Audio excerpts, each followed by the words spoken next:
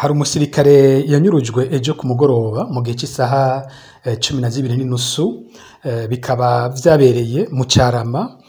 Uyu musirikare akaba yitwa Caporal Chef Innocent Gashirahamwe, umusirikare yegukira ikambi ya bataillon y'indwi ya MINUSCA, no kuvuga abasirikare bariko bitegurira kurungikwa mu gihugu ca Centrafrica.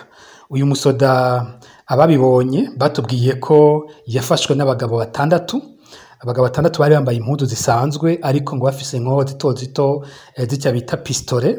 Bamusimbiye ko agerageza no kwitabariza biranka, bacamuterera mu modoka baragenda. Imodoka batubwiye ko iri mu bwoko bwa Toyota Hilux, ikaba ari camionnette double cabine yera kandi ifise ibiyo vyirabura. Ababibonye batubwiye ko vyabateye ubwoba gose, kandi ko uyu muntu yafashwe abantu benshi babona n'abapolisi babona, ariko atabashoboye kumutabariza kubera ko banavuga ko ibintu bene ivyo vyeze muri kino gihe kandi baguma bariko barabibona.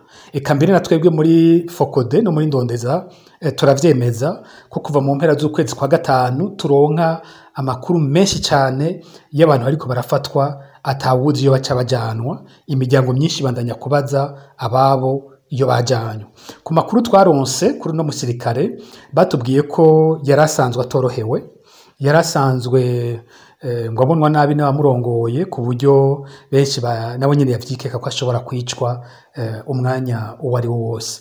Bikadutangaza impamvu abategetsi b'u Burundi bashima guca muri bene ivyo vyo kunyuruza abantu iyo hageze guhagarika abo bafise ivyo babikekako. Kandi amategeko ategekanya uko umurundi ashobora guhagarikwa, ingene ashobora kubazwa agapfungirwa mu busho buzwi, n'ingene aheza akajanwa imbere y'ubutungane.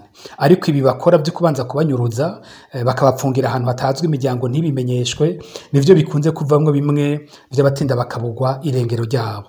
Ngaha twibutsa ko iyo ngendo itandukanye n'amategeko kandi yinjira mu vyaha bikomeye cyane, bimwe bita crime contre l'humanité. Abategetsi b'u Burundi hamwe batobihagarika bakabazoruhira kubibazwa nabo.